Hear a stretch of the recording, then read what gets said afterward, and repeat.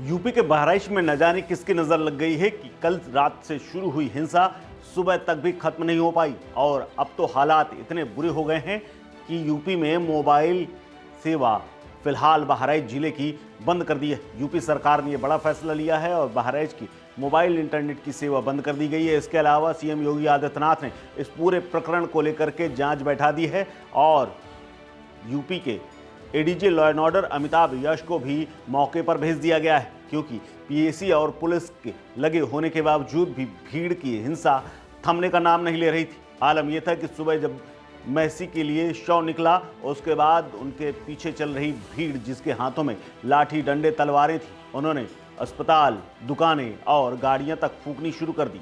दरअसल बहराइच में लगातार हिंसा का जो दौर बीती रात शुरू हुआ था, जब बीती रात प्रतिमाओं के विसर्जन के लिए ले जाई जा रही थी, उसी दौरान हिंसा का दौर शुरू हुआ और हिंसा फैल गई और बहराइच में आगजनी गाड़ियां जलाने का जो सिलसिला रात में शुरू हुआ था वो सुबह भी जारी रहा।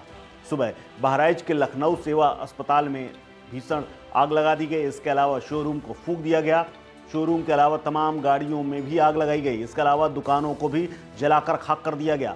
आगजनी के क्रम को बढ़ता हुआ देखकर पुलिस अधिकारी और तमाम फोर्स अपनी जान बचा करके पीछे लौटते हुए और भागते हुए नजर आए। इसके अलावा पुलिसकर्मी भी कुछ देर तक तो इस भीड़ से मुकाबला करते रहे, लेकिन पीएसी भी पहुंची, लेकिन इतनी संख्या कम थी कि भीड़ के सामने टिक नहीं सकी। इसीलिए मौके पर वो जा तक नहीं पाई और हालात को देखते हुए फिलहाल बहराइच में इंटरनेट की सेवा बंद कर दी गई। इसके अलावा गाड़ियां, दुकानों में जो आग लगाई गई है वो धू धू करके जलती हुई नजर आई। यहाँ तक कि फायर ब्रिगेड भी इन जगहों पर पहुंच करके आग बुझाने में नाकाम रही। सड़कों पर बलवाइयों का हुजूम लगातार जारी है। इसके अलावा शव को हाईवे में रख करके प्रदर्शन किया जा रहा है। वहीं अगर पुलिस की बात करें तो इक्का दुक्का ही नजर आ रही है। इसीलिए अब एडीजी लॉ एंड ऑर्डर मौके पर पहुंच रहे हैं और आसपास के जिलों से पुलिस को बुलाया गया है ताकि हालात पर काबू पाया जा सके। यूपी के बहराइच में जब आगजनी शुरू हुई थी उसी वक्त तमाम गाड़ियां रात में जलाई गई थी। प्रदर्शनकारियों को गिरफ्तार करने और पकड़ने का काम शुरू हुआ था। हालांकि अभी तक करीब 50 से ज़्यादा लोग पकड़े जा चुके हैं। कई जगह लाठीचार्ज और आंसू गैस के गोले भी छोड़े गए, लेकिन पुलिस प्रदर्शनकारियों को पकड़ने, उन्हें काबू करने और उन्हें हालात में काबू करने के लिए बड़ी मशक्कत करनी पड़ी। इसके अलावा तमाम एक्शन लिए गए, लेकिन पुलिस के सामने जनता और वहां की भीड़ का तांडव लगातार जारी रहा।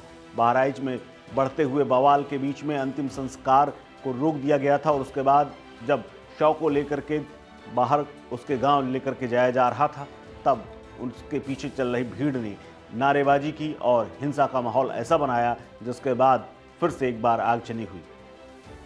अब हालात ऐसे हैं कि कई जगह धू धू करके आग जल रही है, धुआं निकल रहा है, लेकिन पुलिस प्रशासन कहीं भी आसपास फटक भी नहीं पा रहा है। अब इस पूरे प्रकरण को लेकर के लगातार राजनीति भी होनी शुरू हो चुकी है।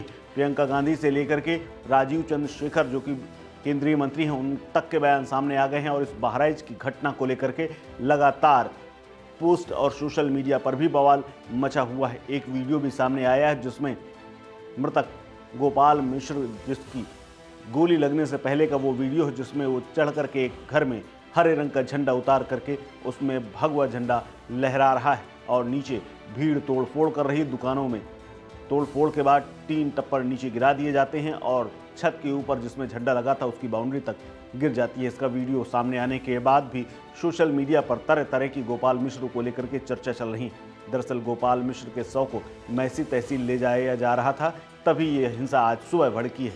बताया जा रहा है कि शव के पीछे करीब 5000 से ज़्यादा लोगों की भीड़ थी, लेकिन इंटरनेट में जो वीडियो सामने लगातार आ रहे हैं उन सब पर रोक लगाने के लिए पुलिस प्रशासन और सरकार ने बहराइच में फिलहाल मोबाइल इंटरनेट को बंद कर दिया गया है और बड़ी संख्या में पुलिस बल को तैनात किया जा रहा है।